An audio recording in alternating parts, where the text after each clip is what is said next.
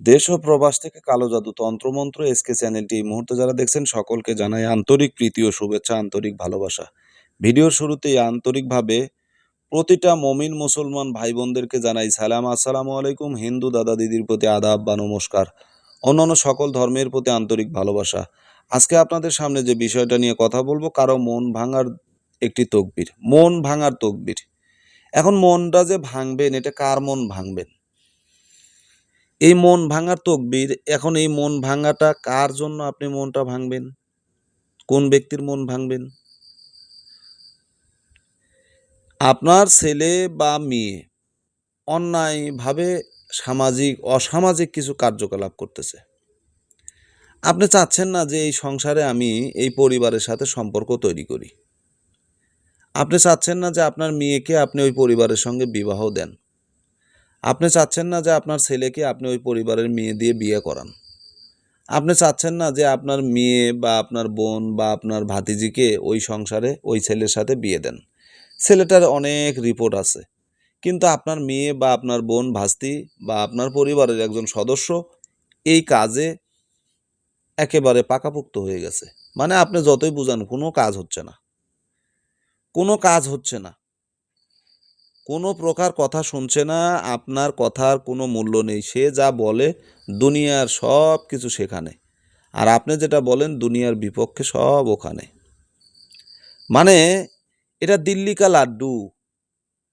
এটা খাইলেও পস্তাতে হয়, না খাইলেও পস্তাতে হয়। এমন একটা বিষয়। কিছু, কিছু ছেলেমেয়ে আছে যারা মানে উঠতি বয়স, দেখা যাচ্ছে যে ভুলবশতে এমন কিছু কাজ করবার করে যেটা বর্তমান আমাদের সমাজের হালতের কারণে এটা হয়ে থাকে। বিশেষ করে দেখা যাচ্ছে যে এখন তো আধুনিক যুগ। আধুনিক যুগ বললে মানে আবার ভুল। আধুনিকও না, এটা অত্যাধুনিক। ঠিক আছে? আধুনিক আর নাই, অত্যাধুনিক হয়ে গেছে। ডিজিটাল যুগ রে ভাই। কত যে কি দেখলাম আর শুনলাম, শুনতে, শুনতে মানে বিগড়ে যাই। মাঝে মধ্যে বিগড়ে যাই।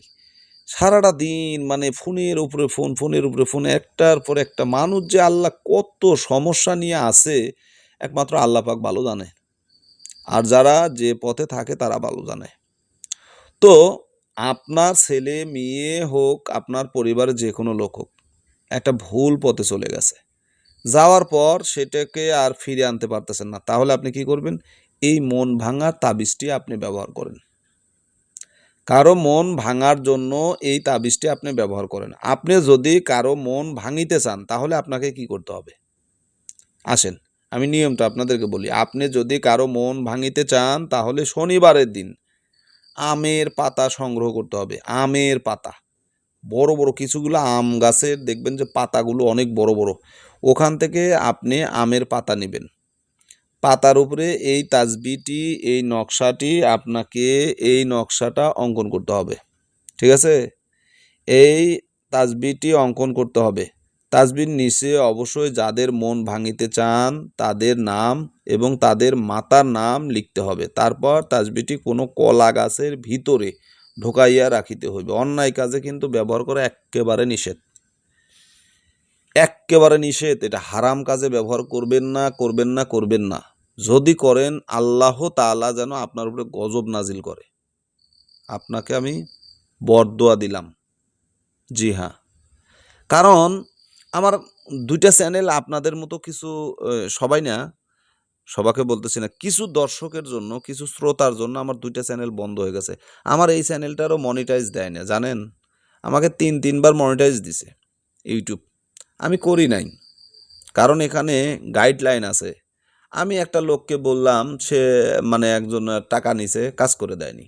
তা আমি বলছি কিছুগুলো লোক আলতু-ফালতু কিছু লোক আছে, মানুষের কাছ থেকে টাকা পয়সা নেয়, কাজ করে দেয় না। আরে ভাই এখানে দোষের কি বললাম? একটা প্রতিবাদমূলক একটা কথা বলছি। এর কারণে ইউটিউব থেকে আমাকে কমেডি গাইডলাইন থেকে আমাকে মানে দিয়ে দিছে যে আমার ওই ভিডিওটাকে বাতিল করতে হবে। ওই কথা নাকি আমার অন্যায় হয়ে গেছে।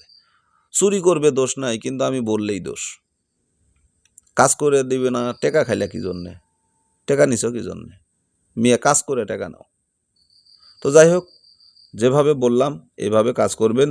একটা আমের পাতার উপরে এই তাবিজটা অঙ্কন করবেন। অবশ্যই শনিবারের দিন হতে হবে। দুপুরবেলা ১২টার সময় এই কাজটা করবেন। করার পরে তাবিজ লেখার পরে তাবিজটাকে ভাঁজ করে কলা গাছের ছিদ্র করে কলা গাছের ভিতরে তাবিজটাকে ঢুকিয়ে দিবেন। বাস, শেষ হয়ে যাবে। অবশ্যই তাবিজের নিচে যাদেরকে আপনি বিচ্ছেদ করতে চান, মন ভাঙতে চান, তার নাম, তার মায়ের নাম লিখবেন। এরপরে যে ছেলের নাম লিখবেন, ছেলের নাম, ছেলের মায়ের নাম, প্রথমে মেয়ের নাম, মেয়ের মায়ের নাম, তারপরে ছেলের নাম, ছেলের মেয়ের নাম। বিচ্ছেদ কর, মন ভাঙিয়ে দে, এখানে মাঝখানে লিখবেন। এই ঘরে নাম লিখবেন, এই ঘর বরাবর নাম লিখবেন, এই ঘরে লিখবেন বিচ্ছেদ কর, এই ঘরে না নিচে। তো আশা করি বুঝতে পেরেছেন। ভালো থাকেন, সুস্থ থাকেন, আল্লাহ হাফেজ।